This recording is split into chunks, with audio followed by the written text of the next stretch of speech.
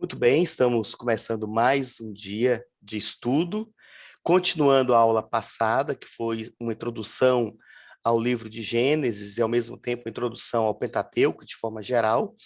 Hoje, o José Ailton, obrigado mais uma vez, Ailton, pela sua colaboração, pelo seu conhecimento, pela sua dedicação, vai continuar o estudo do livro do Gênesis. Seja bem-vindo e está com você a palavra. Boa noite a todos, que Deus nos abençoe nesse momento, né?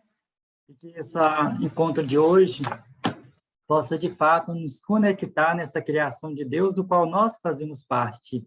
Quero agradecer novamente ao senhor, Padre Paulo, por essa oportunidade que nós estamos tendo de poder nos partilhar mais um pouco da palavra de Deus, nos inserir mais uma vez nesse mistério, porque todas as vezes que a gente dá uma formação, um curso, uma aula, nós mesmos nos inserimos no grande mistério que nós estamos ensinando. Isso que é o importante de quando nós estamos aprendendo, ou seja, nós nos inserimos no mistério e, a partir desse mistério, ele vai dando fruto na nossa vida e nos conduzindo. Isso que é importante quando nós estudamos. Todos que estão presentes hoje estavam na aula passada? Quer falar com o padre, ó? Tá falando já? Tá. Ai, hoje! Espero que todos estejam, que todos hoje estejam. Isso, Orlando. Então, todos que estão presentes hoje, né? Eu espero que tenham assistido a aula passada. Quem não assistiu, é bom voltar lá no YouTube, né? Que está lá gravado, e assistir a aula. Como nós vimos, meus amados, na aula passada, e nós estamos estudando o livro do Gênesis, o livro do Gênesis pertence aos 5 primeiros livros da Bíblia, que nós chamamos de Pentateuco. Isso é muito importante para nós. A partir do momento que nós entendemos o Pentateuco, nós entendemos o grande mistério celebrado também, porque tudo começa ali no Pentateuco. Para quem não sabe, o Pentateuco são os primeiros 5 livros da Bíblia, né? Gênesis, Êxodo, Número, Levítico e Deuteronômio. Esses livros, para os judeus, os livros da Torá, ou seja, que é os livros da lei. Então, é muito importante a gente compreender esses livros nesse conjunto, que antigamente era um único livro, e depois eles foram separados para melhor, assim, facilitar o estudo das pessoas, e principalmente a mensagem de Deus. E hoje nós vamos falar um pouco da mensagem teológica do livro do Gênesis, né? O livro do Gênesis, que é um livro muito rico para nós, que nos revela aí o grande mistério inicial da revelação de Deus. Então, vamos lá. Então, eu peço a vocês que tenham em mãos a Bíblia, né? Muito importante, porque como nós vamos fazer uma exegese, que nós vamos fazer um estudo teológico do livro do Gênesis, então é bom a gente ter a Bíblia em mãos, porque é a partir dela que nós vamos estudar os versículos, né? Então, vamos abrir aí, de início. Gênesis, capítulo 1, versículo 1. O que está escrito aí para nós? No princípio, Deus criou o céu e a terra. Ora, a terra estava vazia e vaga. As trevas cobriam o abismo e o sopro de Deus agitava a superfície das águas. O que, meus amados, que nós vamos fazer? O que nós vamos entender nesse momento? Primeiramente, o universo é uma decisão benevolente de Deus.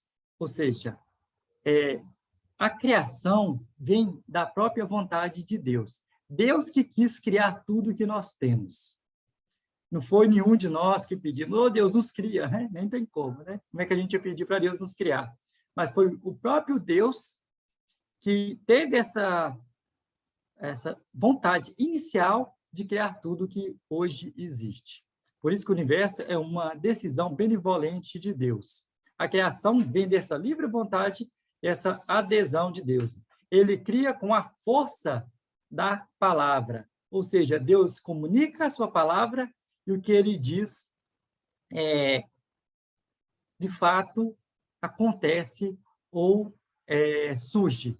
A palavra de Deus não precisa de Deus. Por isso que os sacerdotes, nós vamos ver nos 2 relatos da criação, um relato é sacerdotal e um relato é da tradição já vista.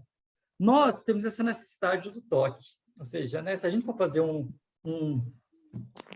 livro, por exemplo, né, é necessário a gente pegar, escrever todo o livro, pensar no que nós vamos escrever. Se a gente for fazer um móvel, planejar aquele móvel, pegar a madeira, né? Cortar a madeira. Então, nós temos essa necessidade. Deus não. O que Deus pensa ou o que Deus fala, de fato, acontece, surge. Então, o universo foi da mesma forma. Deus disse, façamos o universo. Então, o universo foi criado. Então, por isso que essa criação, ela é dessa livre vontade de Deus. Então, Deus cria a partir da sua palavra. Ele diz e a coisa é criada, né? A tradição cristã afirma para nós que Deus cria a partir do nada, ou seja, Deus cria a partir da sua palavra. Vamos dizer, não, vamos voltar aqui. Vamos seguir o que eu coloquei aqui para vocês. Deus disse, faça-se, então foi feito. Então, tudo o que nós temos hoje, ela foi criada por essa decisão amorosa de Deus. Deus quis que tudo que nós temos hoje, de fato, existisse, vamos dizer assim. E a tradição cristã vem nos dizer que o próprio Deus, ele cria tudo a partir da sua própria palavra. E que palavra é essa? O próprio verbo de Deus. Se a gente for pegar, na criação, pega aqui no início do Gênesis lá, quando Deus cria, né? Se a gente perceber, essa criação de Deus, ela está no plural. Ou seja, Deus diz, façamos, e é feito. Então, desde o início, Deus já cria em nome da Trindade, Pai, Filho e Espírito Santo. Então, quando Deus disse façamos, ele cria através da força da palavra. Que palavra é essa? É o Logos. Ou seja, Deus cria tudo para nós cristãos através de Jesus Cristo. Por isso que é importante a gente estudar o livro do Gênesis. Quando, no caso, o povo hebreu escreveu esse livro, eles ainda não tinham esse conhecimento. Ou seja, Deus criou a humanidade, ele teve essa decisão benevolente de criar tudo que existe, ele tomou essa iniciativa, criou tudo através de quê? Da palavra, ou seja, ele criou tudo através do próprio Filho. Ele criou tudo na força da palavra. E quem é a palavra para nós? É o próprio Jesus Cristo. Então, João deixa bem claro lá. Então, quando a gente pega João no início, ele fala, no início, no princípio, era o Logos. Ou seja, a palavra de Deus, ou seja, o próprio Jesus Cristo já estava presente na criação. A ação é do Pai. Quem cria é o Pai, mas o Filho está presente na criação. Ou seja, o Pai cria através dele. Então, pois, façamos, e foi feito. Né? Então, ou seja, essa palavra para nós aí é o próprio Filho. Nós, hoje, temos essa capacidade de ter essa compreensão. Por quê? Porque nós estudamos o Gênesis, e não somente o Gênesis, mas nós estudamos todo o relato do Antigo Testamento, iluminado pelo Novo Testamento. Então, a gente consegue enxergar isso hoje. Então, hoje vocês estão conseguindo enxergar isso aí desde o início, que Deus cria no Filho e para o Filho. O mais interessante de tudo. Deus cria através da força da palavra, quem é essa palavra? O próprio Filho, e para o Filho.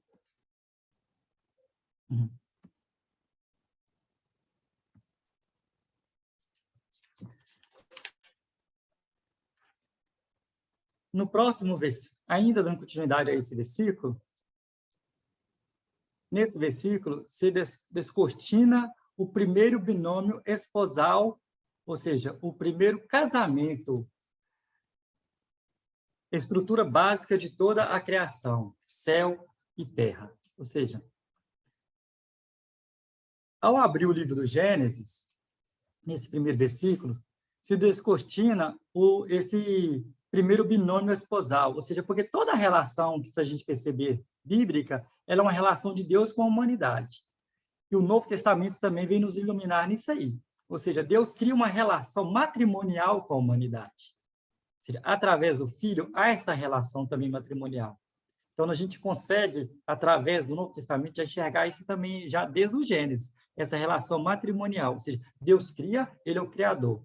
Enquanto Criador, a Terra tem essa relação matrimonial com o próprio Deus. E também está no próprio binômio, ou seja, há uma relação terra e céu. Ou seja, há um casamento aí. Há uma perfeita comunhão aí. Então, por isso que De início, um grande teólogo chamado de Luiz Carlos Suzin, ele veio nos dizer que ao abrir o Gênesis, se descortina esse primeiro binômio esposal, ou seja, esse primeiro casamento, essa estrutura básica de toda a criação, ou seja, que é o céu e a terra. Deus disse, façamos o céu e a terra, ou seja, então, o céu e a terra também foi criado pela força da palavra de Deus.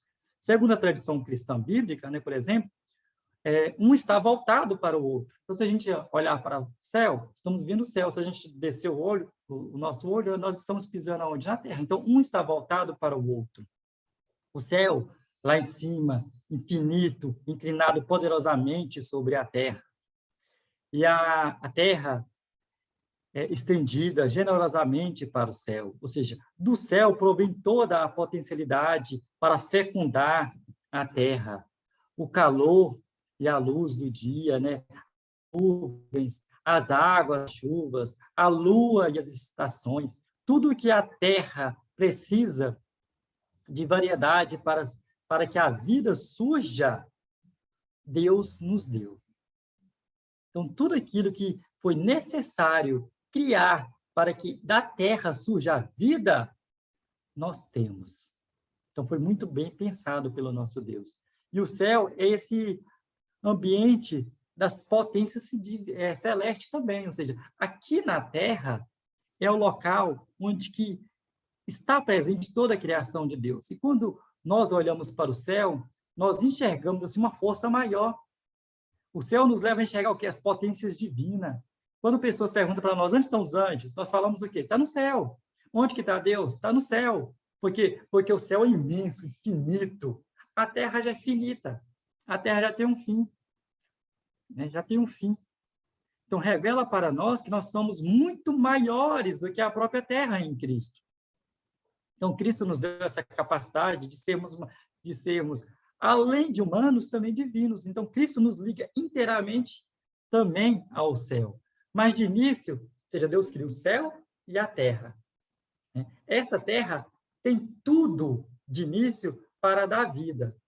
Mas Deus, aos poucos, vai fazendo com que, no passar dos dias, cada coisa vai criando vida. Cada coisa vai criando vida. Primeiro, Deus cria o quê? A luz. Deixa eu mudar aqui. Primeiro, Deus cria o quê? A luz. O primeiro elemento da criação. A luz é essencial para que a vida da Terra aconteça. Sem a luz não haveria a vida.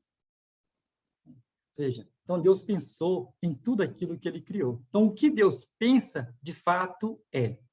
Então, quando Deus pensou tudo perfeito. Esse matrimônio que há entre céu e terra, essa criação da luz, a criação das águas, a criação de todas as criaturas, foi muito bem pensado, e Deus viu que era bom. Quando Deus viu que era bom, quer dizer o quê? Que Deus criou tudo perfeito. Tudo perfeito. Então, nós vamos perceber que foi com o próprio pecado do ser humano, vamos dizer assim, que nós fomos poluindo, destruindo essa criação de Deus. Mas Deus criou tudo perfeito.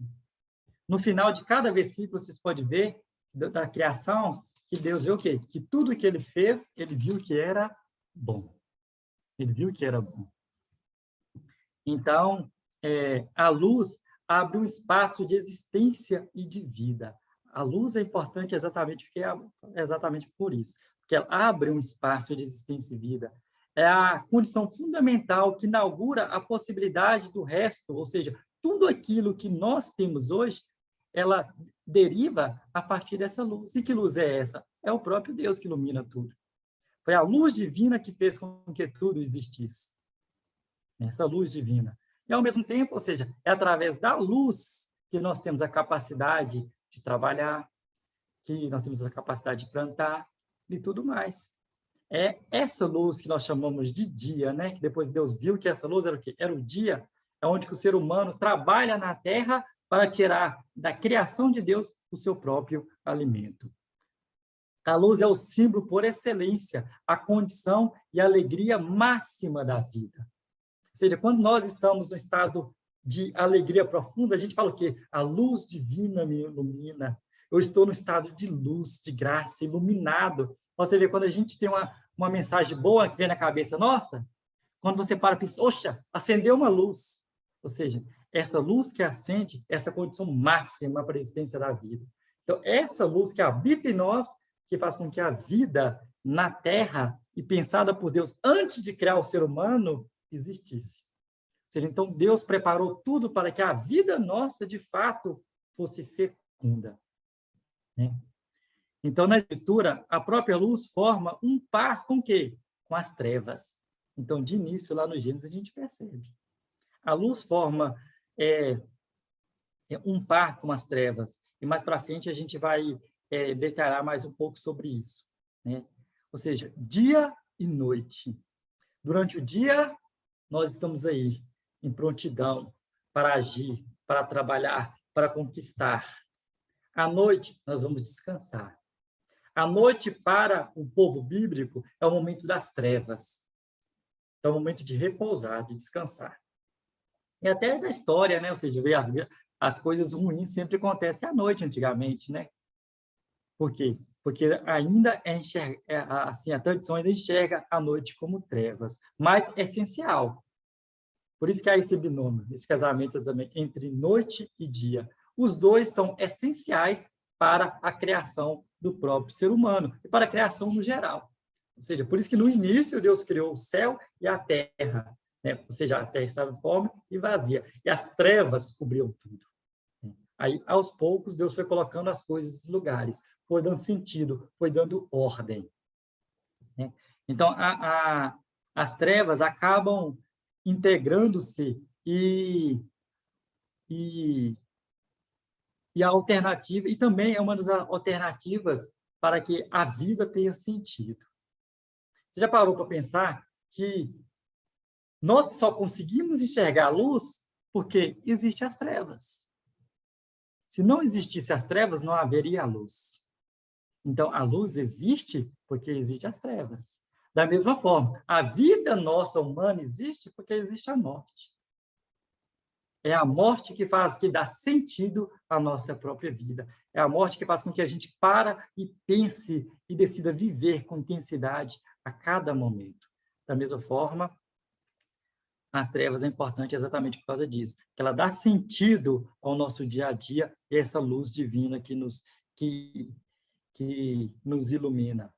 O próximo elemento que nós temos aí no Gênesis, se vocês acompanhar ser criado, foi as águas. Depois de ter criado a luz, essa luz se tornar esse ponto máximo da vida, aí Deus criou as águas, né? As águas formam, então, esse limite, ou as paredes da terra, na visão bíblica do Gênesis. As águas como se fossem as paredes da terra, ou seja, a terra, o que era a terra para eles? Aquilo que eles conheciam. Primeiro, naquela época, eles achavam que a terra era reta. Hoje a gente sabe que a terra ela é redonda, mas naquela época não. Ela era plana, né? Ela era plana. Então, em volta estava o quê? O mar. Então, esse mar é como se fossem as paredes da terra. Águas, tanto embaixo, né? Aquela água que fica embaixo da terra, se furar, a gente encontra água. A água em volta da terra e a água onde? Em cima da terra. Então, tudo é cercado pelas águas. E é interessante que, para os judeus, existiam também 4 colunas. 4 colunas formadas de quê? De água.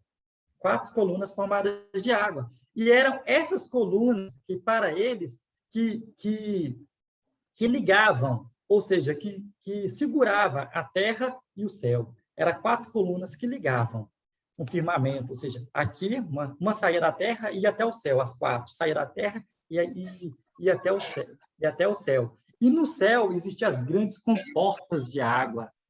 Você já viram uma música evangélica que fala, né? Abre as comportas do céu para chover? Então, essa pessoa, quando escreveu essa música, eles tinham essa visão no Gênesis, né? Abre as comportas. Então, o que é isso? O que eles achavam? Que no céu existiam as grandes comportas, e essas comportas eram cheias de águas. Então, quando Deus queria que chovesse num determinado lugar, ele abria uma comporta e chovia naquele lugar. Quando ele queria que chovesse em um outro lugar, ele abria aquela outra comporta e fazia chover naquele lugar. Eles ainda não tinham essa visão que nós temos hoje. Todo esse fenômeno de que faz com que as nuvens, né, ou seja, a água que sobe, né, e lá forma as nuvens, depois desce, em cada lugar tem, ou seja, esse grande fenômeno aí, daquela própria natureza, né? Ou seja, pode chover aqui, pode chover lá. Hoje está chovendo hoje aqui, mas aqui em Paracatu está chovendo, e em Uruana não está chovendo. Está chovendo em Unai e não está chovendo. Está chovendo num bairro, Unai, e no outro bairro não está chovendo. Eles não tinham essa visão como nós temos hoje da própria chuva. Então, o que eles achavam? Que uma comporta foi aberta, choveu ali. Essa comporta era fechada, abriu uma outra. Ali chovia num determinado lugar. Então, será muito interessante no livro do Gênesis. Se a gente for parar para perceber também, quando aconteceu o grande dilúvio, ou seja, Deus decidiu, na visão bíblica, e nós vamos ter a oportunidade de ver isso mais para frente, Deus decidiu o quê? Acabar com a sua criação, na visão bíblica, né? De fato, Deus não decidiu em nenhum momento acabar com a sua criação, né? Mas eles perceberam isso por causa daquele grande dilúvio. Mas o que eles imaginavam? Que Deus decidiu acabar com a sua criação, então ele abriu as comportas, todas as comportas ao mesmo tempo. Então, todas as águas do céu desceu. Então, como todas as águas do céu desceu, a terra se foi mudada. Então, uniu-se as águas que desceu com as águas do mar, então encheu tudo. Ali, todas as criaturas, segundo eles, foram mortas, a não ser aquelas que entraram na arca. Então, é interessante perceber isso, para a gente entender essas águas que foram criadas. Então, existia água em cima, que eram essas águas que existiam dentro das comportas, existiam paredes de águas, né, que ligavam o céu e a terra, e existiam também o limite, né, que cercavam em torno da terra. Então, essas paredes que cercavam em torno da terra, que nós sabemos que é os mares, né?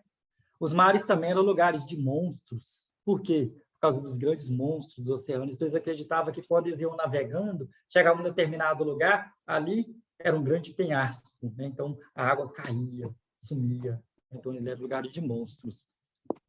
Então, é muito interessante a gente perceber essa linguagem antiga para a gente compreender. Então, seja os mares, a linha de limite, era uma linha de limite, limitava. Aqui é terra, então, os mares limitavam o acesso deles. Então, para eles, era só aquilo ali, que era a terra. Eles não tinham conhecimento que existiam outras pessoas, eles não imaginavam que existiam pessoas em outros lugares, a não ser aquelas que eles conheciam.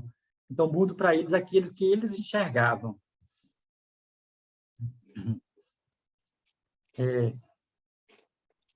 Então, tudo isso está numa disposição esposal, em forma de aliança, de companheirismo, ou seja, entre animais e seres humanos, né, entre toda a criação de Deus, ou seja, todos ganham do chão da terra o seu próprio sustento. Então, se a gente voltar agora, mais um pouquinho, no nosso livro, do Gênesis, vamos lá, deixa eu descer aqui mais um pouco. Isso. Nós vamos agora para a criação da criatura.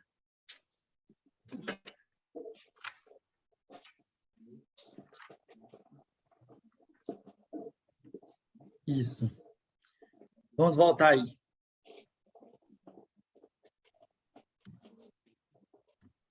Vamos continuar.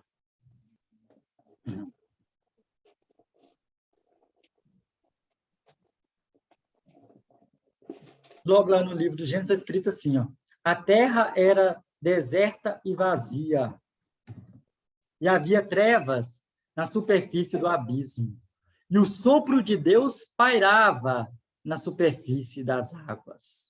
Mas, ou seja, primeiro nós vimos que Deus cria tudo pela palavra. E quando Deus cria a terra, primeiro, essa terra estava deserta e vazia. Ou seja, então não existia nada. Deus criou a terra, mas até então ela era deserta e vazia. E o mais interessante de tudo, o Espírito de Deus pairava sobre a terra. Então, ou seja, é uma comunhão da Trindade na criação. Deus cria pela palavra, ou seja, Deus cria através do Filho, que é Jesus Cristo, o Logos, que João chama de Logos, e, ao mesmo tempo, quem é que dá vida a tudo é o próprio Espírito, que pairava sobre as terras. né? Então, nós vemos dois elementos importantes aí para a gente perceber. Dois elementos. Não sei se vocês estão conseguindo enxergar aí no slide que eu coloquei. A Terra estava o quê? Vazia. Então, o primeiro elemento, ela estava vazia. Ou seja, o abismo, né? E na superfície do abismo. Então, esse vazio e esse abismo nos lembra uma palavrinha grega que chama caos, né? Que é uma palavra grega. Ou seja, o caos é uma grande desordem, confusão, ausência de luz e sem a ordem, né? Ou seja, era um pré-cosmo. O cosmo é o quê? É a ordem, é a forma boa, a beleza, né? Ou seja, as coisas na sua perfeita ordem. Como existe tudo hoje? Olha, você vê essa ordem do cosmos, é perfeita, né? Dos universos, tudo perfeito. Mas naquela época, ainda não. O que pairava era o caos. Como o caos ainda, como as coisas ainda não estavam em ordem, foi necessário, então, que Deus começasse, dentro dos nossos limites, ou seja, que chamam do tempo, dentro do próprio tempo, que ele queria no primeiro dia, no segundo dia, no terceiro dia, assim vai, dentro do tempo, Deus foi dando ordem aonde que ainda não havia. Deus foi criando essa ordem, né? Então, esse vazio, esse caos,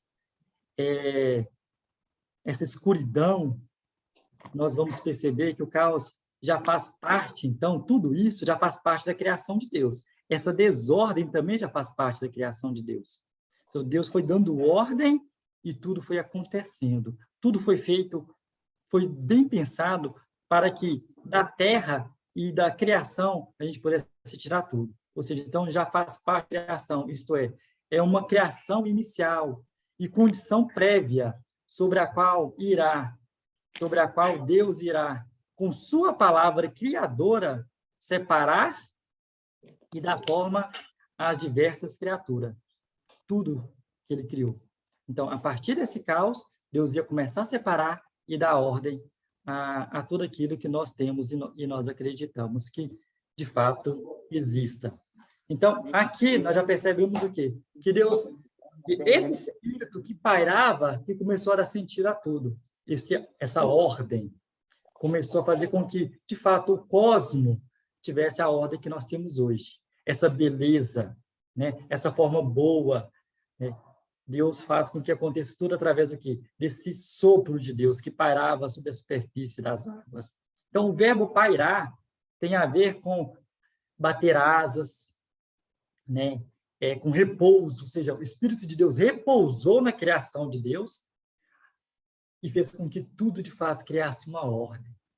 Então, Deus cria pela palavra, mas, de fato, de início, ele criou um céu e uma terra. Essa terra estava informe e vazia, as trevas cobriam tudo. Então, o Espírito de Deus, ele repousa sobre essa criação, e a partir do momento que ele repousa, essa criação começa a criar uma ordem. As coisas todas começam a ter sentido. As coisas todas começam a acontecer, de fato, como deveria ser. Então, a palavra criar, ou seja, o verbo pairar, quer dizer, bater asas, repousar. Ou seja, então, o sopro em hebraico, o ruá, né?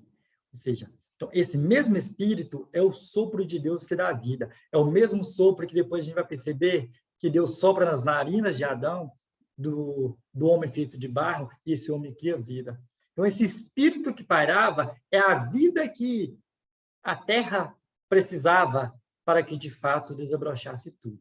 E tudo que existisse na terra, de fato, fosse. Então, ou seja, então, esse ruá, o Espírito de Deus. Então, esse ruá foi traduzido para o grego como pneuma, e depois traduzido para o latim como espíritos. Ou seja, chegou a ter nós como espírito. Então, para nós cristãos, esse ruá, ou seja, esse pneuma, é o Espírito Santo de Deus que agia. O povo hebreu ainda não conseguia enxergar isso. Eles sabiam que Deus criou pelo sopro divino, mas eles ainda não conseguiam perceber que esse sopro divino era a terceira pessoa da Trindade Santa. Que essa palavra criadora, do qual Deus disse, faça-se, e tudo foi feito, era o Filho, ou seja, era o próprio Jesus Cristo. Então, tudo que Deus cria, ele cria em nome do Filho e através do Espírito Santo. Então, esse ruar, essa presença de Espírito, essa força, essa energia, essa vitalidade, o poder de Deus desce sobre a sua criatura, desce sobre a terra e faz com que tudo, de fato, aconteça e tudo surja. Aí surgiu e Deus, no sexto dia, viu que tudo era bom e criou quem? O ser humano. Então, agora nós vamos entrar na criação do ser humano. Então, eu quero que vocês peguem na Bíblia de vocês.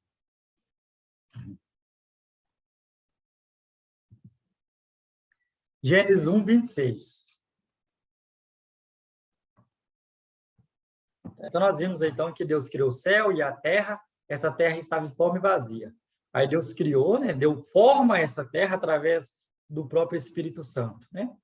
Tá bom. Então, tudo aquilo que precisava de existir na terra, de fato, existiu. Agora, vamos lá na criação do ser humano. No Gênesis 1, 26, o que está escrito aí para nós?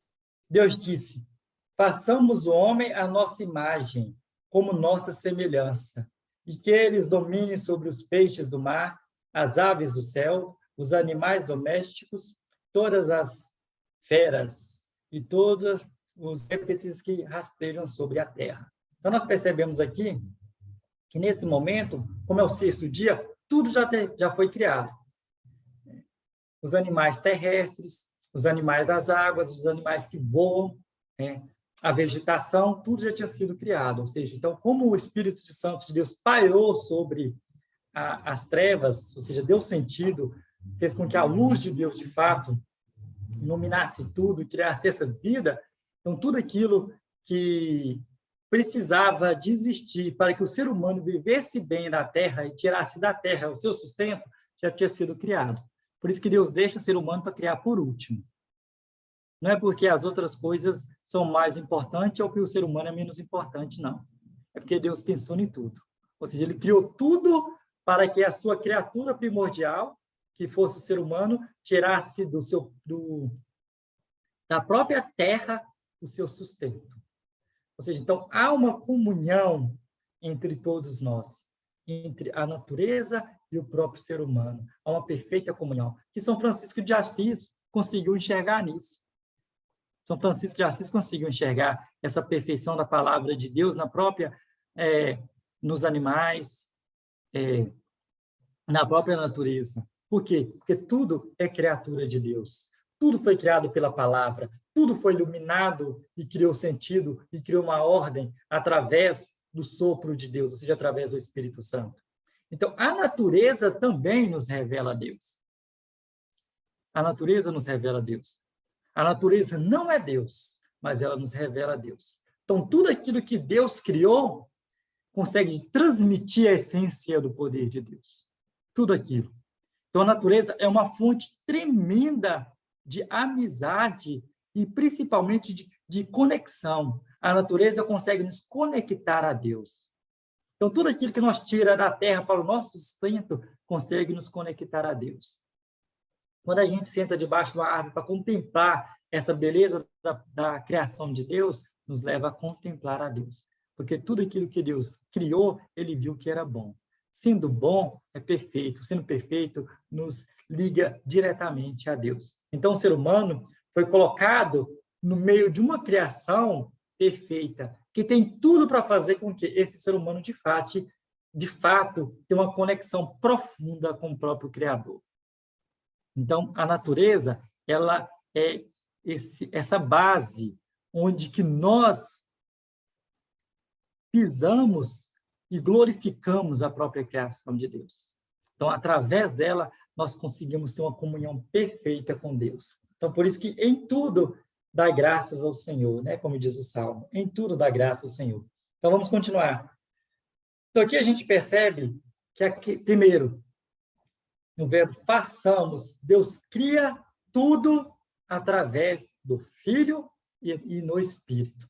Então, aqui a gente percebe, no primeiro versículo do 26, ou seja, capítulo 1, versículo 26, Pega a Bíblia aí, está escrito façamos. Eu não sei se a tradição de vocês trazem façamos, a Bíblia de vocês, mas eu acredito que está escrito façamos o homem a nossa imagem e semelhança. Então, façamos. Por quê? Se eles compreendiam Deus comum, aqui já colocou façamos. Porque a palavra façamos aqui já nos leva, já nos ilumina e nos introduz no grande mistério da Trindade. Ou seja, Deus criou no Pai e no Espírito Santo. Façamos. Então, é obra da Trindade. O ser humano é obra da Trindade. Façamos a nossa imagem e semelhança. Né? Ou seja, então, o ser humano foi criado no 6º dia. Por quê? Ele chega depois. Ele é convidado a estar numa terra em que lhe é confiado o serviço da passagem da criação ao sábado. O que quer dizer isso para nós, meus amados? Por que Deus descansa no 7º dia? Depois que ele cria o ser humano, Deus viu que tudo era bom e descansa no 7º dia. Os judeus têm esse 7º dia, que é o sábado, como um dia sagrado. E, de fato, é um dia sagrado. É o dia de descanso de Deus. Mas por que Deus descansa no 7º dia? É exatamente porque quem é o 7º dia por excelência é o próprio Jesus Cristo. Então, o descanso de Deus é como se, ou seja, eu terminei a minha obra. Agora, quem é que vai santificar e, de fato, unir toda a minha criação ao próprio divino, ou seja, quem vai ligar toda a criação ao próprio Deus é Jesus Cristo. É ele que faz essa comunhão total. É ele que, de fato, consuma esse matrimônio entre criação e Deus, entre criação e céu.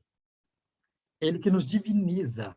Ou seja, então Jesus Cristo, ele é aquele que tem por obrigação concluir a obra do Pai. Então, quando Deus descansa no 7º dia, não é porque ele estava cansado, é porque ele permitiu que o Filho concluísse a sua obra. Ou seja, então, quem conclui a obra do Pai é o próprio Jesus Cristo. E como que ele conclui? Através da sua morte e ressurreição. Quando Jesus Cristo vem à Terra, como diz João, a grande hora de Cristo. Essa grande hora, essa grande consumação. Ou seja, então Deus consuma a realização do Pai. Ele termina a obra do Pai. Ele liga inteiramente, ele santifica inteiramente toda a criação. Então, aquele Espírito que pairava sobre a terra, em Jesus Cristo, foi de fato enviado e dado à humanidade. Santificou essa humanidade criada pelo próprio Pai. Então, Jesus Cristo é o 7º dia por excelência. E como ele é o 7º dia por excelência e ressuscitou no domingo, o domingo para nós se tornou o grande dia do Senhor. Então, por isso que nós não guardamos o sábado como judeus. Para nós, o sábado, quem é? É Jesus Cristo. É a grande vigília de Deus. Né? É Jesus Cristo. Então, para nós, o domingo é o lugar onde que nós rendemos graças a Deus e glorificamos a Ele pela sua própria criação, onde que o Filho se deu inteiramente em sacrifício para a santificação da humanidade. Então, quando nós estamos celebrando o Santo Sacramento ali da Eucaristia, vamos dizer assim, Jesus Cristo está se doando inteiramente, fazendo memória de toda a criação do Pai, onde que ele criou e o Filho veio e santificou, se doou inteiramente à cruz para que toda a obra do Pai fosse santificada. E assim a gente pudesse conhecer quem de fato é o Deus que cria tudo e criou por amor. O grande amor de Deus é revelado aí para nós. Então, vocês entenderam que o sábado, por excelência, esse sábado aqui, esse descanso de Deus do Gênesis, já apontava para Jesus Cristo. Olha para vocês verem, o Gênesis aqui foi escrito, essa passagem que nós estamos vendo, foi escrita pela tradição sacerdotal. Ou seja, essa tradição foi escrita provavelmente no século VI a.C., na época do exílio da Babilônia. Olha para vocês verem. Aqui eles já enxergaram isso. Aqui Deus já revelou para eles, através da inspiração divina, que por excelência, quem ia concluir a obra do Pai era o próprio Filho. era o próprio Filho. Façamos o homem. E quem santificou o homem, que é o sábado por excelência, é o próprio Jesus Cristo. Então, Jesus Cristo é esse sábado. É esse descanso de Deus. Deus descansa para que o Filho possa concluir a obra do Pai. Ficou bem compreendido aí, né? Então, vamos continuar. Deus criou o homem à sua imagem. A imagem de Deus, ele o criou. Algo muito importante aí para nós. Pega aí a Bíblia de vocês. Esse versículo é muito importante, que ele vai nos iluminar agora e vai revelar para nós o grande mistério da criação do homem. Então, tá aí, ó. Deus criou o homem à sua imagem. Pegou aí. Enxergaram esse primeiro homem aí? Esse Deus criou o homem aqui, se você pegar a Bíblia em hebraico, eu até coloquei aí para vocês, quer dizer Adam. Tem algumas Bíblias, né? As antigas falam, Deus criou o Adam. Ou seja, o Adão. Então, Deus criou Adão à sua imagem. Então, essa palavra homem aí, ela quer dizer Adam, ou seja, humanidade. Então, Deus criou a humanidade. Deus criou o ser humano. Então, esse ser humano aqui, ele se refere a todos os homens, no geral. Aqui eu digo, não somente homem do sexo masculino, mas eu estou falando homem no todo. Homem e mulher. Inclusive, a própria palavra aí mais para baixo, um pouquinho, aliás, logo à frente, depois da vírgula, ela vai o quê? Ela vai especificar. Deus criou o homem à sua imagem, ou seja, Deus criou Adão. E quem é esse Adão? O homem e mulher. Ele os criou. Lê o versículo todo aí para você ver. Deus criou o homem à sua imagem. A imagem de Deus, ele criou homem e mulher. Aí, se você pegar o original lá, hebraico, eu ainda coloquei para vocês, leem para vocês verem, ó. Homem, eu puxei uma setinha. Essa palavra aí, você vê, o primeiro homem lá em cima, vocês estão conseguindo enxergar aí? O primeiro homem lá em cima, no meu slide, é o Adam. E é interessante que você pega o original hebraico, ele traz essa diferença para nós na leitura. Aqui a gente não consegue perceber que é uma diferença, mas o original hebraico ele consegue nos fornecer essa diferença. Então, quando você lê, façamos o homem, está escrito, façamos o Adam. E mais embaixo, Deus criou o homem à sua imagem. Esse homem aqui que ele está referindo é o Adam também. Mas aí continua o texto bíblico. A imagem de Deus, ele o criou. Homem. Esse homem aí já não tem mais o termo Adam. Já é o Zacar. O que quer dizer isso? Quer dizer macho. Quer dizer macho, do sexo masculino. E mais à frente continua, homem e mulher. Que mulher é essa? É a Eva, quer dizer, a Eva, a fêmea.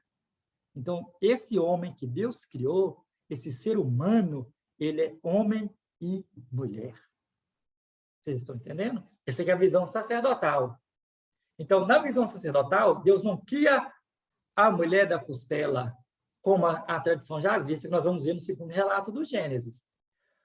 Na tradição sacerdotal, Deus disse, façamos o homem e o homem foi criado. E quem é esse homem? Ele é homem e ele é mulher. Ou seja, esse homem é do sexo masculino e do sexo feminino. Então, quando Deus cria, ele cria os dois ao mesmo tempo. Ele não cria um e depois, percebendo que esse estava triste e precisando da companheira, ele pegou e fez a outra. Isso aí foi no segundo relato. Né, que tem uma mensagem importante. Aí nós temos que entender a mensagem importante. Até então, para nós, a gente imaginava o quê? E muitos ainda imaginam que Deus criou o homem e depois que eles foram dormir, e criou a mulher. Ou seja, Deus criou um homem e depois que Deus criou uma mulher. A partir desse homem, a partir dessa mulher, toda a humanidade surgiu. Mas o relato bíblico deixa bem claro para nós que Deus criou o homem, o Adão, ou seja, todo ser humano. Todos. Deus criou todos ao mesmo tempo. Todos aqueles que eram necessários ter sido criados. Viu? Entenderam? E esse homem que Deus criou, ele é do sexo masculino e feminino. É igualzinho, até então, a gente enxergava, quando a gente falava assim, o homem está acabando com o planeta. Nós estamos referindo o quê? Que tanto o homem como a mulher está acabando com o planeta. Então, a palavra homem abrange todos. Da mesma forma, essa palavra homem da Bíblia, esse Adão, quer dizer todos. Aí depois, na tradição, já vista, que nós vamos ver no segundo relato, que eles particularizam. Coloca esse Adão como um homem que estava ali e sentia a necessidade de uma companheira que fosse semelhante a ele. Aí Deus criou a Isha, que é a mulher que nós vamos ver mais para frente. Mas aqui no caso, essa mulher do primeiro relato do Gênesis 26 é a Eva, que nós conhecemos, quer dizer, a fêmea, ou seja, a mãe dos viventes, ou seja, aquela que é chamada a gerar a vida. Então, a palavra Eva quer dizer exatamente isso, a mãe dos viventes, aquela que é chamada a gerar a vida, ou seja, traduzindo a linguagem maior, quer dizer mãe. Eva quer dizer mãe, né? Aquela que gera a vida. Por isso que Maria é a nova Eva. Se através de uma mulher o pecado entrou no mundo, através de uma mulher também a salvação entrou no mundo. Então, Maria é essa nova Eva. Essa nova mulher chamada a ser mãe de uma nova criação, ou seja, de homens e mulheres consagrados do sangue do Filho na cruz. Bonito isso, né, meus amados? Então, vamos continuar aí para a gente entender melhor esse relato. Então, vocês entenderam? Esse relato aí? Compreendeu bem? Isso, né? Compreendeu bem. Então, vamos lá, continuar aqui.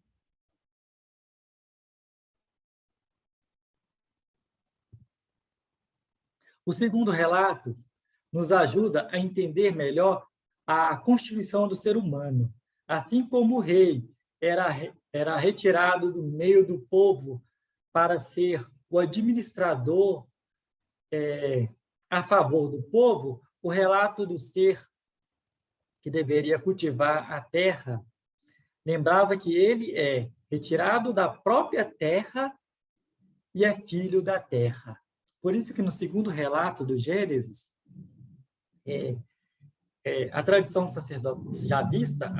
javista fez questão de mostrar Deus modelando o homem, ou seja, o homem, primeiro ele surgiu do pó. Então, Deus pega da argila, modela o homem e insere um sopro nas suas narinas. Você sopra na sua narina, ou seja, um hálito de vida, o ruar, esse ser humano cria vida. Então, mesmo sendo uma tradição escrita pelo povo, entre aspas, menos estudado, ou seja, o povão em massa, mas tem para nós uma riqueza profunda no simbolismo também. Ou seja, eles tinham uma necessidade maior de enxergar as coisas, do tocar de Deus, o toque de Deus, as mãos de Deus, uma linguagem nossa. Até hoje a gente fala, as mãos de Deus pesam sobre nós, que as mãos de Deus nos abençoe, que as mãos de Deus nos santifique. Até hoje a gente fala isso. Ou seja, porque nós temos essa necessidade de toque de Deus. Senhor, toque em nós. Ou seja, toque em nós. Então, nós temos muito mais da tradição javista do que da tradição sacerdotal. Vocês veem. A tradição sacerdotal, para eles, ou seja, façamos o homem foi feito. E quem é esse homem? É homem e mulher. É do sexo masculino e do sexo feminino. Agora, a tradição javista, que já é o segundo relato do Gênesis, é diferente, porque já é um povo que tem mais uma necessidade de um toque, de olhar, de enxergar, os Tomé, ou seja, Senhor, se eu não ver as marcas na sua mão, eu não acredito, Tomé fala. Então, os javistas, eles tinham a necessidade de algo mais esclarecido. Mas por quê? Como que Deus criou o ser humano? Para o sacerdote, Deus disse, façamos o homem, ele foi feito. Nossa, mas disse assim, o homem surgiu do nada? Não, como que ele surgiu? Então, eles iam explicar para os filhos. Deus pegou o homem do pó da terra. Ou seja, porque nós também, ou seja, o ser humano, ele faz parte da criação terrena, da mesma forma que os animais foram criados, da mesma forma que que as ervas, que as plantas que produzem o nosso alimento foi criado, nós também fomos criados. Da mesma forma que a terra dá vida para que nós podemos nos alimentar, nós surgimos também dessa mesma terra. Então, eles tinham essa necessidade de um toque de Deus. Então, para eles, o ser humano surgiu como? Através desse modelar. Então, Deus modela o homem da argila. Modela. Ele pega a argila ali e começa a modelar. E sopra na sua narina. Então, ali o ser humano foi feito. Então, nós vamos entender isso melhor. Então, se você pegar, qual a diferença aí da tradição? Vamos pegar lá no Gênesis 2:7. A outra, ele usou o nome de Deus usado ali apenas Elohim. Nessa tradição já fala, então, Yahvé Deus modelou o homem. A sua tradição, as suas Bíblias, e provavelmente a Ave Maria, está escrita então, o Senhor Deus. Essa palavra Senhor aí é a tradução de Yahvé, que é Javé. Provavelmente a Bíblia de você está escrito Senhor Deus, não é? Então, a Jerusalém traz. Então, Yahvé Deus modelou o homem com a argila do solo, ou seja, da terra, o pó da terra, o barro. E quem é esse homem modelado? É o Adão. Então, esse homem aí é o Adão. Tomou uma de suas costelas, depois, não, desculpa, eu já estou pulando, né? Então, tá bom, Deus criou o ser humano. Tá aí, criou o Adão. Percebendo que esse homem estava sentindo só, aí ele queria e quis dar-lhe uma companheira semelhante a ele. Aí os filhos perguntavam para os pais hebreus, lá, vamos tentar entender isso. Pai, mas como que foi formada a mulher? Primeiro, era um povo totalmente patriarcal. A imagem do homem predominava. Então, claro que na visão deles, essa mulher também era inferior. Mas mesmo eles achando que ela era inferior, se a gente lê nas entrelinhas, nós vamos perceber o quê? Que mesmo sendo uma sociedade patriarcal, que muitas das vezes não dava o devido valor à mulher, a gente já percebe que essa mulher, mesmo assim, já era feita da mesma natureza e tinha os mesmos direitos. Isso, o Gênesis, mesmo assim, a inspiração de Deus revela isso para nós. Nós vamos entender isso agora. Então, ou seja, primeiro Deus fez com que o homem entrasse no sono profundo. Por quê? É como se ele tivesse inconsciente. Ou seja, Deus reduz a ele novamente a estado do zero ali. Ou seja, quem cria é Deus, não é o ser humano. Quem cria é o próprio Deus. Então, por isso que ele faz ele entrar naquele sono profundo. Porque a partir desse sono profundo, aí o que o sono nos lembra? A trevas. E o que a trevas nos recorda? A luz.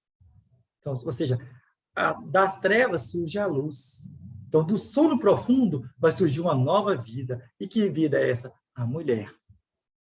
Então, da costela que tirou do homem, e Yahvé Deus modelou a mulher. Essa mulher aqui já é diferente, a tradução, da mulher do relato sacerdotal, que é a Eva.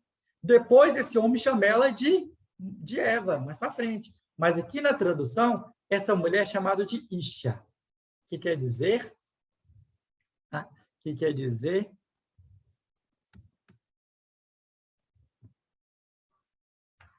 varoa. Você vê, a mulher. Então, essa mulher. Então, Deus criou a Isha. Então, a costela, esse autor aqui, Luiz Carlos Suzin, ele interpreta para nós, ele vem dizer que essa palavra costela, ela é muito mais rica em simbolismo do que nós somos capazes de imaginar. Para ele, essa costela não é uma simples costela. Deus não fez o ser humano apenas de uma costela normal. Essa costela ela está ligada ao quê? À coluna, à espinha, ou seja, ela está no lado. Ela é igual, ou seja, para ele, a mulher foi criada da costela do ser humano e exatamente para mostrar que ela era igual em essência e estrutura. E isso, de fato, foi uma inspiração muito grande para nós. Esse teólogo aqui, de fato, ele mergulhou na sabedoria do Gênesis. Por quê? Ou seja, se Deus tivesse feito a mulher da mesma forma que ele fez o homem, ele modelou o homem, e depois tivesse pegado a argila e modelado também a mulher, ele estaria criando uma outra criatura distinta e diferente em essência do próprio ser humano, como os outros animais é diferente em essência nossa. Somos todos criaturas de Deus, mas nós somos totalmente diferentes das outras criaturas. Nós somos os únicos que temos essa semelhança de Deus, capacidade de pensar, de raciocinar e, acima de tudo, capacidade de amar. Aqui está, façamos o homem a nossa imagem e semelhança.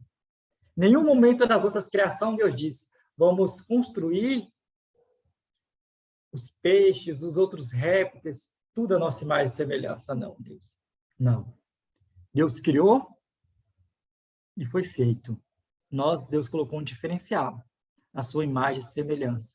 Então, quando ele pensou, na segunda relato do Gênesis, numa companheira, ele queria o quê? Uma companheira que tivesse a mesma essência e a mesma estrutura do homem, não uma outra criatura diferente. Então, por isso que ele tira essa criatura do lado, ou seja, da coluna, da espinha, da costela do homem, para que o homem tivesse ao seu lado, ou seja, tivesse ao seu lado, espinha, lado, alguém igual e da mesma essência do que ele. Então, a mulher, ela tem a mesma dignidade, a mesma essência e os mesmos direitos e valores que o próprio homem tem. Às vezes a gente muitas pessoas usam esse texto aqui para diminuir a mulher, e em nenhum momento eles queriam diminuir. Ao contrário, eles mostram para nós que ela tem os mesmos, ela é feita da mesma essência, da mesma estrutura do que o próprio ser humano.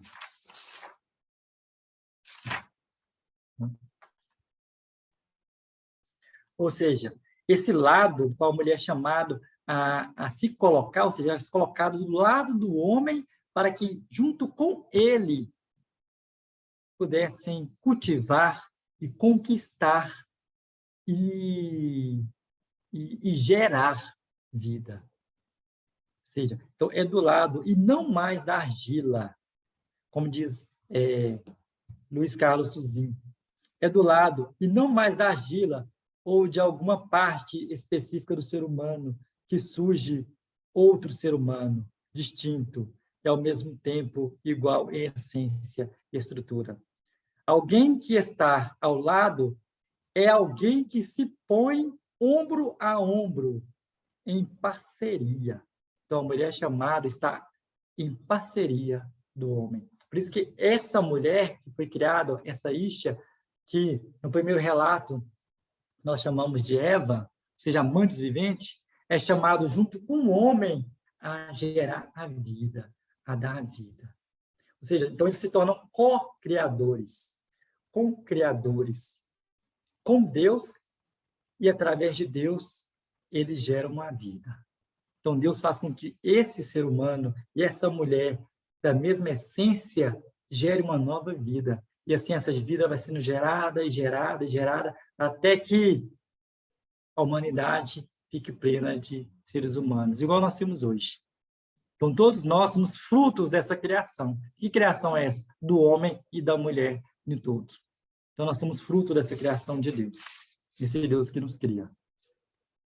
Então, nós estamos chegando a 11 e 8 e 12. Então, na próxima aula, a gente vai continuar com alguns outros relatos importantes para nós aí. Aí nós vamos entrar Nós vamos falar um pouquinho de Abraão, que é importante a gente entender Abraão, porque Abraão é o centro do Gênesis, né? A primeira parte que fala da criação. Nós vamos falar também um pouquinho de Noé, só para a gente entender, dar uma passagem básica, ou seja, a gente vai passar no Noé para a gente entender melhor a simbologia da Arca da Aliança. Aí nós vamos passar um pouquinho por Abraão, vamos entender um pouquinho o chamado de Abraão, onde que inicia a fé monoteísta, né?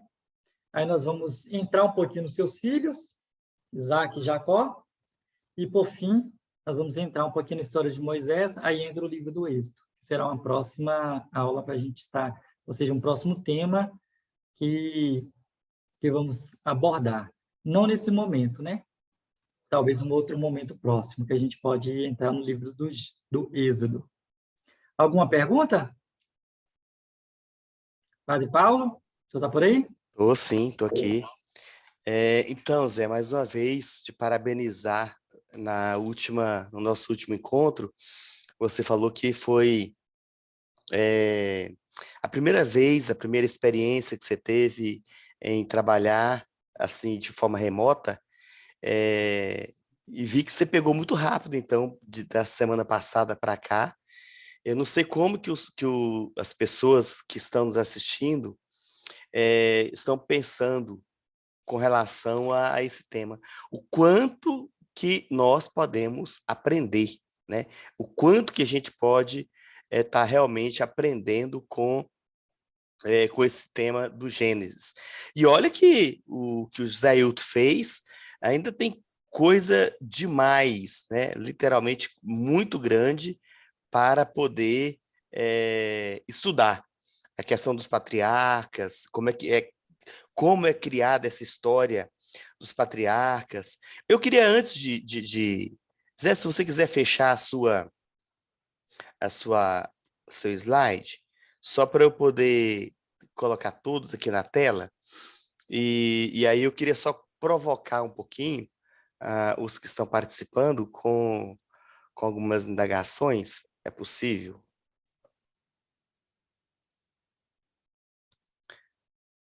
Ótimo, é isso mesmo, Marta. Foi maravilhosa a aula, né? É uma bênção. E eu fiquei revendo, Zé Ailton, lembrando das aulas do seminário, né? De fato, lembrando das aulas do seminário. O professor explicava, gastava um tempo, a história do Ish e da Isha, como que escrevia. Eu lembrei tudo isso, o padre Celso Murilo Reis, né, dando aula de um grande biblista do Brasil, e ficou passando esse filme aqui na minha cabeça. Bom, o que eu queria provocar e depois abrir para outras pessoas participarem é interessante. Primeiro, as curiosidades. Eu tenho certeza absoluta que muita coisa que o José Ailton falou, muita gente não tinha nem percebido. E não percebe, porque no português usa-se a mesma palavra para todas as vezes, para muitas situações diferentes. O que o hebraico, o grego, o aramaico, o latim, tem um cuidado, um zelo melhor para não usar a mesma palavra para situações divergentes. Então, essa curiosidade da criação, dois relatos da criação, relato do dilúvio, mais de um dilúvio, a visão cosmológica, né, a palavra cosmos, é a visão de mundo. Eu ficava pensando assim, desde quando eu era aluno, Deus se utiliza das concepções humanas para se revelar. O povo acreditava isso mesmo o José Ailton está falando, essa concepção cosmológica, né? Essa concepção de que o mundo fosse uma espécie de coisa assim meio achatada, né? Meio achatada, e que tivesse essas sustentações aqui desse outro espaço aqui com água, né? Era a ideia que havia. E havia uma outra ideia também que está sendo construída aí, a ideia da mitologia, né? Muitas ideias que não vou entrar nesse assunto, essas formas de sustentação, a terra ser achatada, água em todos os lados, então a abóbada aqui em cima, era como a gente Portas, né? comportas isso.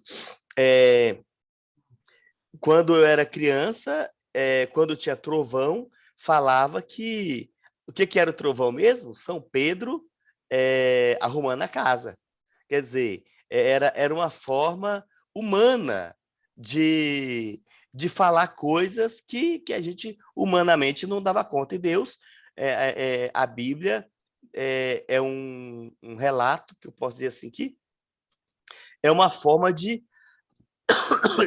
falar a partir da visão cosmológica. Vou traduzir isso. Como que eu vejo o mundo? Como que eu vejo o mundo hoje? Eu não vejo que nós estamos aqui, lá em cima está o céu. Então a revelação vai vir dessa forma. Essa visão que o José Ailton falou era a visão que eles tinham. E Deus Então, a Bíblia está mentindo de forma alguma. Ela está trazendo dentro, é um processo de revelação, trazendo a história dentro da própria visão do ser humano.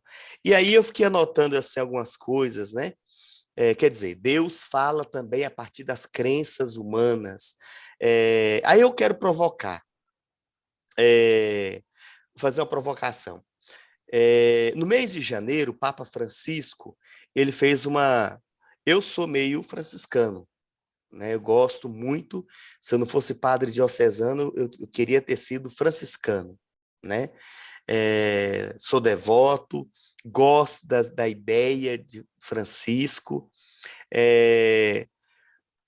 Francisco que tinha uma... Tudo está interligado, ele conversa com a mãe água, com a mãe natureza, com os animais, com tudo. Aí o Papa Francisco trouxe em janeiro uma reflexão interessante, qual seja, para que as pessoas tivessem cuidado para não colocar os animais no centro da criação. Quer dizer, tudo está interligado, tudo realmente está maravilhosamente numa interligação. O ser humano que destrói a natureza, ele precisa entender que ele está interligado com a natureza, mas aí eu fico... Essa semana, eu escutei uma pessoa falando assim para mim, se eu tivesse que escolher entre o ser humano e o animal, eu escolheria um animal. Eu penso que essa frase ela é exatamente aquilo que o Papa Francisco fala. Cuidado com isso. Cuidado com esse tipo de pensamento, porque hoje já é natural que chame o cachorro de meu filho, venha no colo de papai, cria esses carinhos, não tem problema. O problema não são as palavras. O problema é tirar do ser humano a dignidade que foi dada pelo próprio Deus. Ele está, sim, em comunhão com o cachorro, com o gato, com os animais, com as árvores, com tudo, tudo está interligado. Mas, veja bem, Deus cria o homem e a mulher no último dia de trabalho, no último dia, coloca-o para que ele pudesse estar em comunhão também com toda a natureza. E aí, eu queria estar provocando sobre esse assunto com vocês, né? Se não há, hoje, uma inversão de valores. Eu acho muito... A frase poderia ser outra, por exemplo.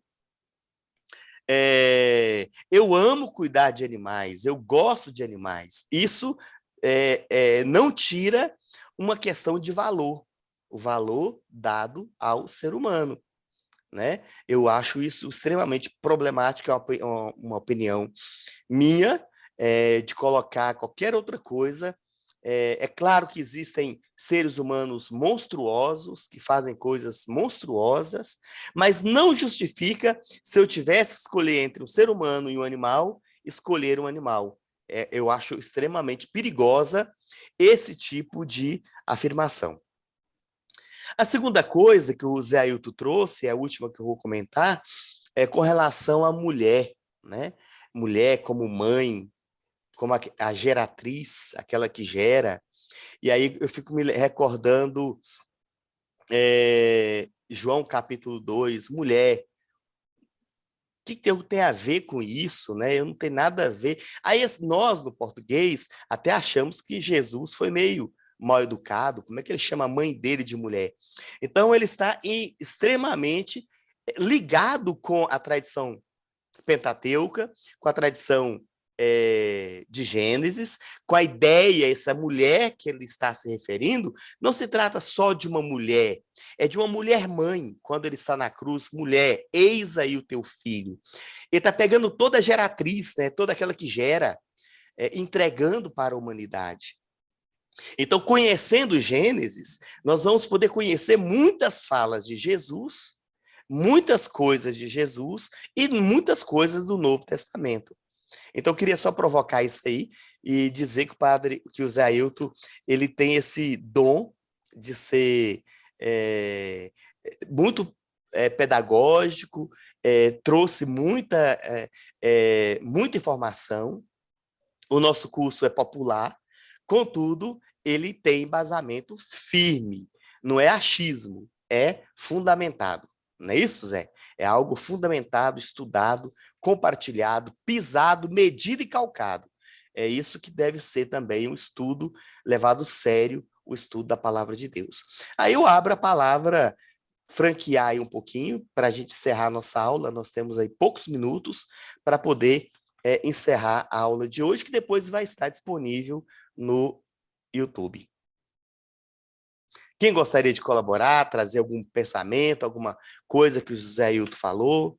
É muito bom esse feedback no final da aula, para que, até para ele mesmo, que vai continuar os estudos, eu acredito que ele não termina só com mais uma aula, né? Eu acredito que, bom, tem toda uma história aí para frente ainda que ele pode ser, né? Pode ser, não sei como é que ele já se organizou. E aí, alguém quer comentar alguma coisa?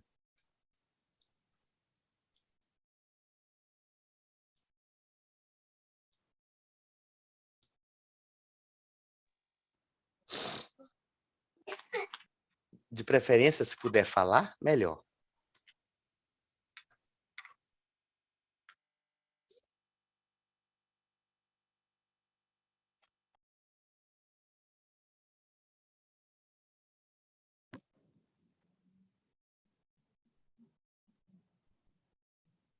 Mariano parece que está querendo falar, mas não estou escutando ele, não. Pode falar, viu? Quem estiver aí, porque nós já vamos encerrar. Pois não, Mariano, quer falar? Boa noite. Boa Meu noite, nome é Mariano. Mariano, eu sou aqui da paróquia São João Batista, aqui no Naí, mas Que sou coisa também boa. sou aí do Cercado, sou irmão do Darcy, Do parente de... Daci. Sim. Ele entrou É, várias vezes na aula, mas eu acho que a conexão não estava dando, viu? O isso, Daci. Seja sua bem-vindo, bênção, Mariano. obrigado, sua bênção. Deus abençoe. Eu achei muito interessante essa passagem do... Eu esqueci o nome do palestrante, José Ailton. do José Ailton, onde ele cita sobre essas formas de citar a criação do homem, né?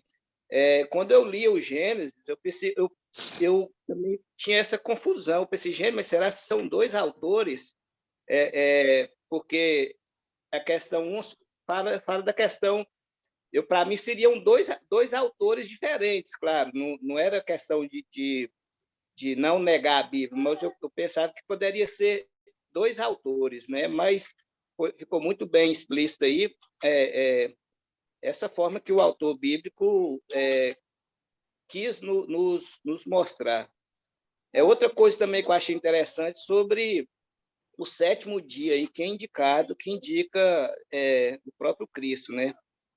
Aí eu também vi uma questão, também não seria uma forma de mostrar, porque a revelação de Deus, revelação de Deus para o homem, ela correu, o povo de Deus, vamos falar assim, ela ocorreu lá da caminhada lá do deserto até chegar em Jerusalém. E ali foi Deus revelou para o homem de todas as formas, né? Vamos dizer assim, o homem pecando, Deus mostrando para ele que ele era o verdadeiro Deus. E aí, quando Cristo entra na história, ali Deus já, vamos falar assim, o Pai passa, vamos falar assim, a bola para o filho, né? Eu achei muito interessante essa parte que deu também para eu entender essa questão também, como eu disse aí, do sétimo dia, que é o próprio Cristo, né? Eu achei interessante.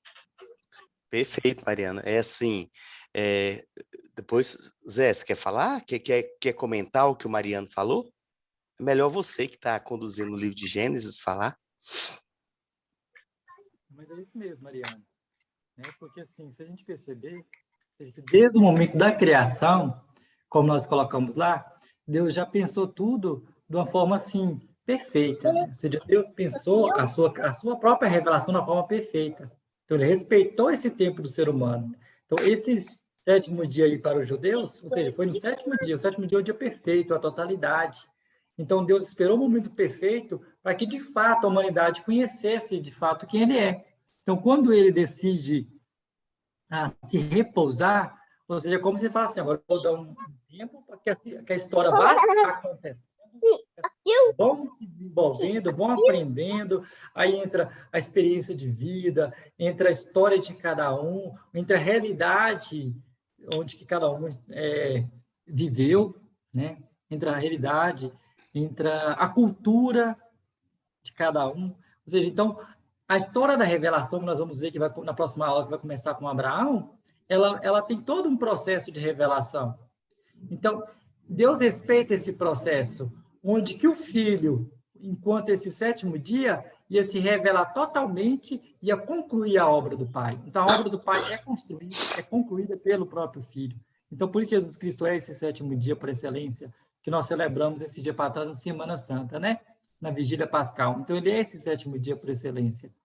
E que ele tem o dever, mesmo estando presente na criação, que tudo foi criado por ele, né? E através do Espírito Santo, mas é ele que conclui a obra do Pai, ele que santifica. Se tem essa relação matrimonial entre Deus e a humanidade, Jesus Cristo consuma essa união entre Deus e a humanidade e, ao mesmo tempo, santifica a criação do Pai.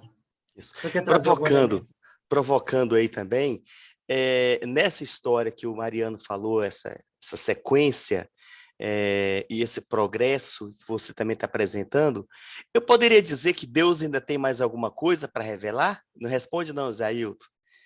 Nem o Mariano, não sei. O Mariano pode, né? Todos aí quiser. Deus tem alguma coisa ainda para revelar ou a revelação já se completou? Falta alguma coisa para Deus revelar?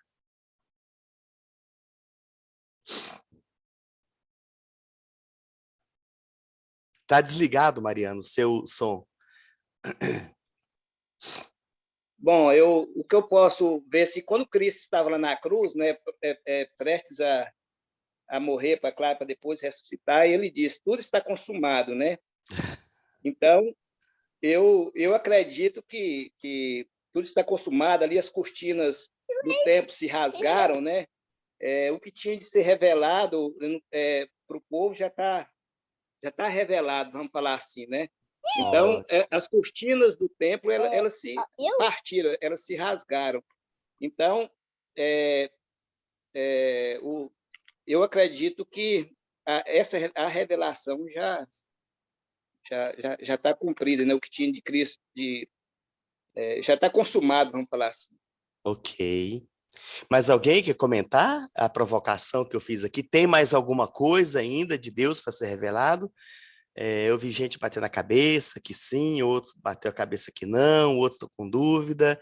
Nós estamos no curso para a gente conversar juntos, provocar.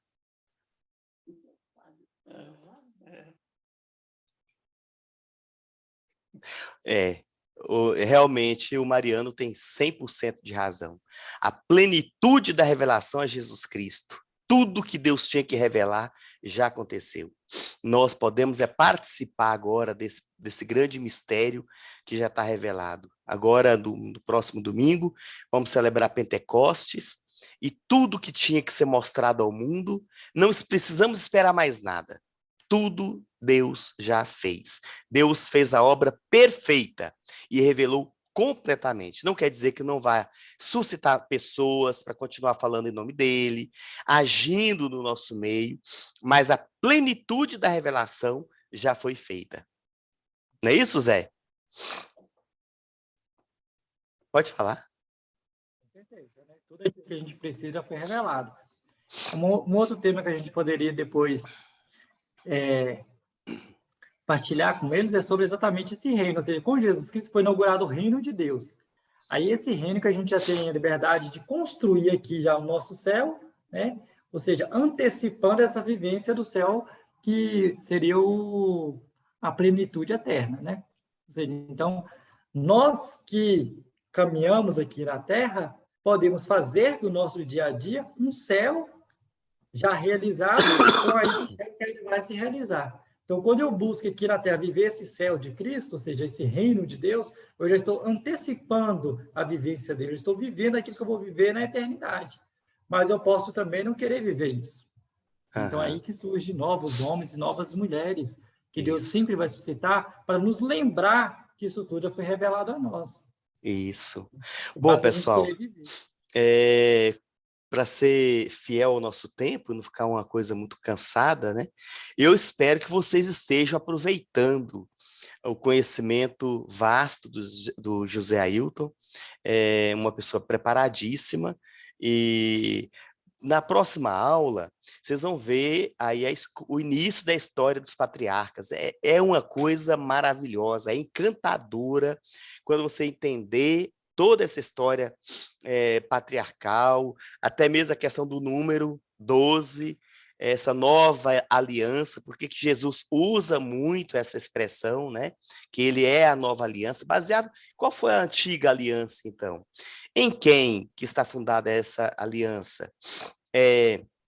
Eu queria que vocês anotassem vocês devem ter seus cadernos de anotação, fosse anotando e no final fizesse pergunta para o José Ailton, para mim, e a gente pudesse estar comentando, viu? Mas no mais, Ailton, por mais esse dia, muitíssimo obrigado. Aproveite para compartilhar esse vídeo, deixa seu joinha aí. É importante que nós tenhamos oportunidade de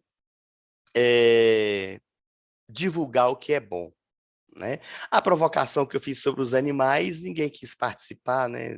Podia ter discordado, inclusive, de mim, mas podia ter entrado aí na questão dos animais e na escolha e a questão da dignidade humana.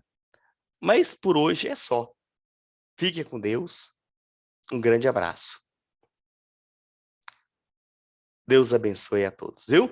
Semana que vem, chame mais alguém para participar de nossa aula. Obrigado, Zé. Eu que agradeço. Fique com Deus. Obrigado. Tchau, Maria do Carmo.